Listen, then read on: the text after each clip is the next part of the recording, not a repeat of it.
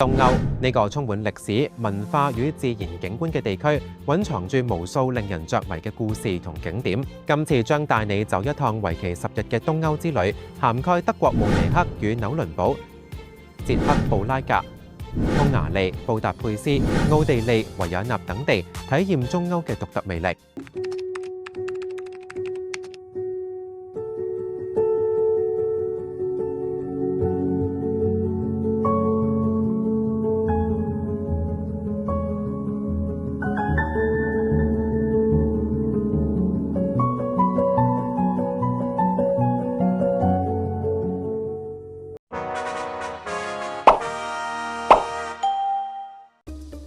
旅程從香港開始，滿心期待咁搭上飛機，展開呢一場東歐冒險。好彩今次坐呢部 A380 飛機設備好齊全，仲有啲飛機餐都非常之好食，所以都唔覺得好辛苦。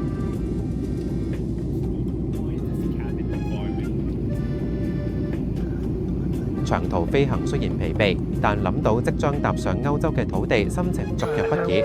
今次因為我哋係參加旅行團嘅，佢哋安排嘅飛機係要停留杜拜3小時，再要停曼谷2個鐘先至再飛去德國慕尼黑。香港時間係朝頭早9點。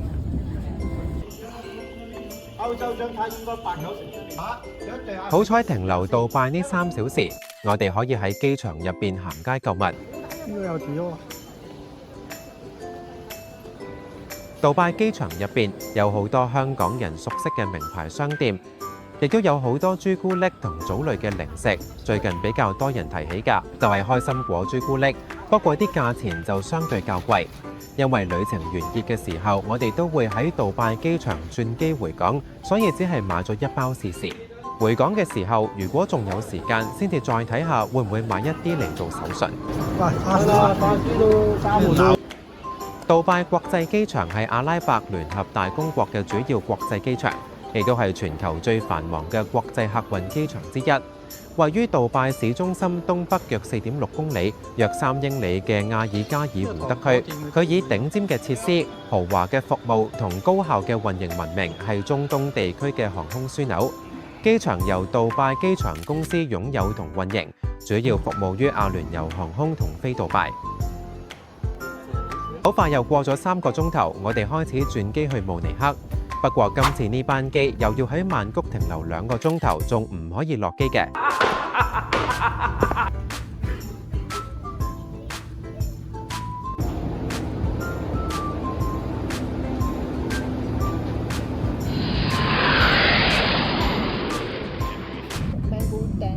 今次呢班機又有2餐美食，好似呢個芒果批真係幾好味。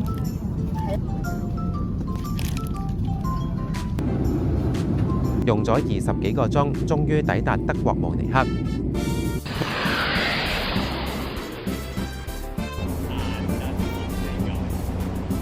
慕尼黑機場係德國第2繁忙嘅國際機場，正式名稱為弗朗茨約瑟夫斯特勞斯機場，以紀念前巴伐利亞州長。全名因為較長，當地人通常簡稱為慕尼黑機場。慕尼黑機場以高效轉機聞名，最短轉機時間僅30到45分鐘。不過又真係冇諗過個機場咁細，仲只有2個入境檢查櫃位，所以就大排長龍，差唔多用咗1個鐘頭先入到境。原本想喺機場度打卡留下念，但實在揾唔到好靚嘅位置，因為回港嘅時候唔會再經呢個機場，所以唯有將影像放喺記憶裡面。哇！你個旅遊車好大架，40人旅遊車坐20個人啫，大把位擠行李。好啦，今日要用嘅嘢咧就呢個就係我哋坐嘅旅遊車啦。陽光灑喺慕尼黑呢一座巴伐利亞首府，旅程正式拉開序幕。第一站直奔奧林匹克運動場。慕尼黑奧林匹克體育場位於慕尼黑市中心以北嘅奧林匹克公園，係1972年夏季奧運會嘅主場館，以其革命性嘅帳篷式屋頂結構聞名於世。呢座體育場唔單止係慕尼黑嘅地標，亦係世界建築史上嘅經典之作。慕尼黑奧林匹克體育場由德國建築師君特貝尼斯及其團隊設計，同工程師弗萊奧托合作，創造出標誌性嘅透明帳篷屋頂。慕尼黑奧林匹克體育場曾經係多項國際重大賽事嘅舉辦地，見證咗眾多歷史時刻。但亦都因為慕尼黑慘案蒙上陰影。慕尼黑慘案發生喺1972年9月5日至6日，喺慕尼黑奧林匹克運動會期間，巴勒斯坦黑色9月組織嘅8名恐怖分子襲擊奧林匹克村內嘅以色列代表團宿舍，殺害2名運動員並劫持9名人質，要求釋放被關押嘅巴勒斯坦囚犯。西德警方喺菲爾斯滕費爾德布魯克空軍基地展開救援行動，但因為準備不足，行動失敗。9名人質、1名警察同5名恐怖分子喪生，總計17人遇難。呢個事件導致奧運會首次暫停，並喺9月6號喺奧林匹克體育場舉行悼念儀式，大約8萬人參加。公園內現設紀念館，供遊客緬懷11名遇難以色列運動員同教練，成為反思歷史嘅場所。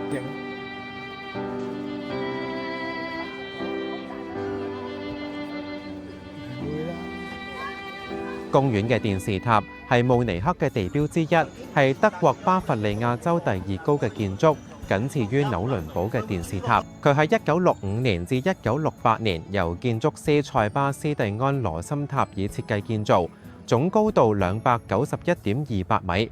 喺2005年加裝新天線之後，達到呢一個高度。最初為改善慕尼黑嘅廣播同電視信號而建。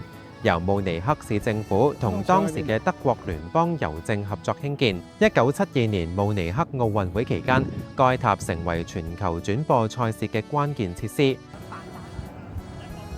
可以未啊？1、2、3。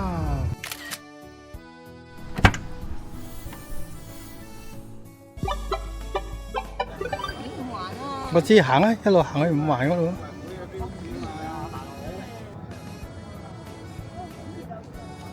呢度就係慕尼黑舊時嘅奧運會場，前面就會見到嗰個5環啦。好。奧林匹克公園靠近 BMW 博物館同安聯競技場，目前主要用於文化活動、音樂會同旅遊參觀，唔再作為主要運動場館。呢隻鴨仔好熱情，仲專登走埋嚟錫咗我一啖。當然唔係啦，呢個係我用 AI 做㗎，係咪都真係好似呢？慕尼黑奧林匹克公園係集體育、文化、休閒與自然景觀嘅綜合性公園。公園入面呢個奧林匹克湖係一個人工湖泊，適合散步同划船，環繞綠草與步道。湖面建築與天空嘅倒影非常搶眼。公園內遍植樹木同花卉，起伏嘅草地四季景色各異，秋季楓葉尤為迷人。仲有由2戰廢墟堆積而成嘅奧林匹克山，山頂可以眺望公園全景，夏季野餐，冬季滑雪橇皆宜。公園裏面有多處提供熱狗嘅餐飲選擇，如香腸或者類似熱狗嘅快餐，搭配啤酒，適合遊客喺湖邊或者草地上享用。嚟到德國，梗係要試下佢啲德國香腸啦，所以我哋都買咗一個熱狗嚟試下，價格約5到8歐元。呢啲攤位以便捷為主，適合快速用餐。65歐啊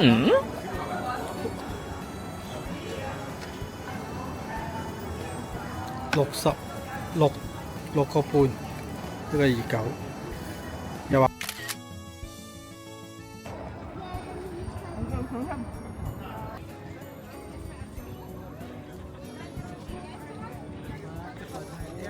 今次雖然喺呢個公園行咗唔係好耐，但公園嘅建築美學與自然融合嘅景色，都令我感受到慕尼黑嘅活力與魅力。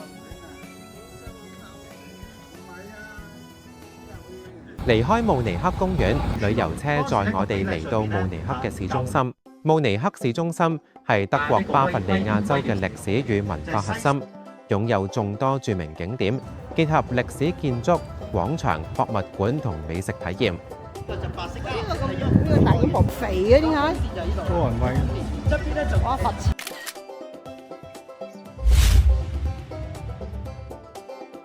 漫步於市中心，即可探索同深度體驗巴伐利亞文化。其中瑪麗恩廣場係慕尼黑嘅心臟。歷史悠久嘅中央廣場以新市政廳同佢鐘樓聞名。鐘樓每日11點、12點上演機械木偶表演，展示16世紀嘅巴伐利亞歷史場景。新市政廳以哥德式建築興建，可燈塔俯瞰市中心全景。瑪麗恩廣場係慕尼黑市中心嘅歷史核心同最熱門嘅旅遊景點，以其充滿活力嘅氛圍、標誌性建築同文化活動聞名。自1158年建成以嚟，瑪麗恩廣場一直係慕尼黑嘅中央廣場，過去用於市場交易同公共活動，如今係旅遊、購物同節慶嘅熱點。廣場周邊環繞歷史建築、商店同餐廳。跟住參觀咗瑪麗恩廣場附近嘅聖母教堂，雙塔聳立嘅教堂彷彿守護住慕尼黑嘅天空。聖母教堂正式名稱為聖母升天大教堂，係慕尼黑最具標誌性嘅哥德式建築，大約係1468到1488年建成時間。由建築師約爾格·馮哈爾巴克設計，雙塔高度各99米，係慕尼黑天際線嘅象徵。以晚期哥德式風格建築，外觀簡潔，內部寬敞，可容納大約2萬人。圓頂設計受到東方建築影響，俗稱洋葱頭，因戰後重建而採用綠銅頂。南塔開放燈塔，可俯瞰瑪麗恩廣場同阿爾卑斯山。內部簡約設計，突出中殿高聳感。設有巴洛克式祭壇同彩色玻璃窗。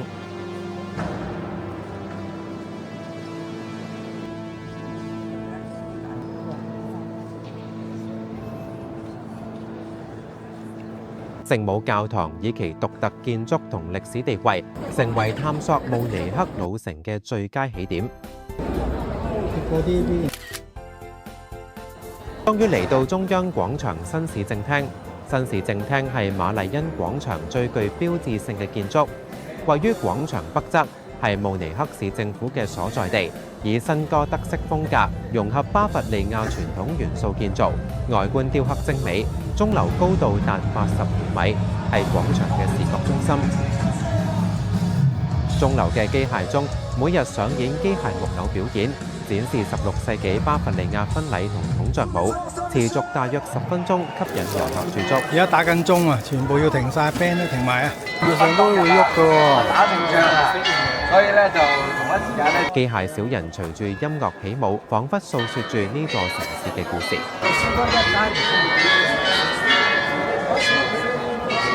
外觀呈立面雕刻，描繪巴伐利亞歷史人物同神話場景，細節豐富。內部設有市政會議廳同展覽空間，偶爾開放參觀，展示藝術同歷史文物。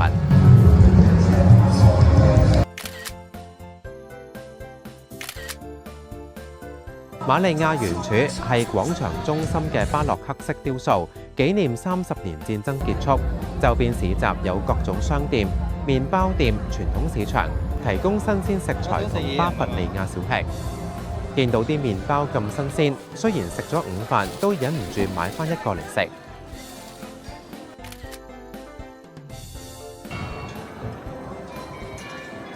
歐洲嘅洗手間咧要俾錢啊！呢個算平啊，6歐又有一入啦。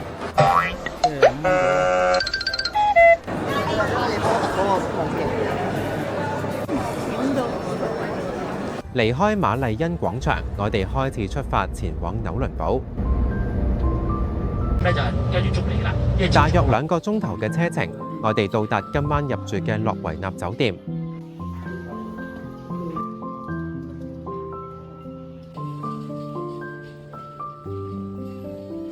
酒店提供咗一個唔太豐富嘅自助餐，不過都唔緊要，因為實在都太肚餓，最緊要醫好個肚先。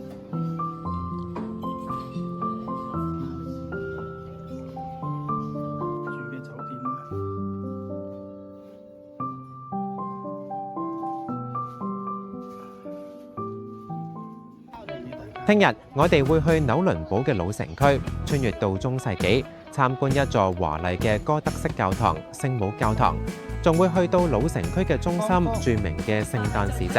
廣場上嘅美泉係一座14世紀嘅哥德式噴泉，跟住漫步喺童話街，最後登上紐倫堡城堡。大家請留意下一集嘅中世紀之旅。拍咗呢條先啦。睇完片記得點讚、分享同訂閱是乃康抗，有你嘅支持就係我嘅動力來源，多謝。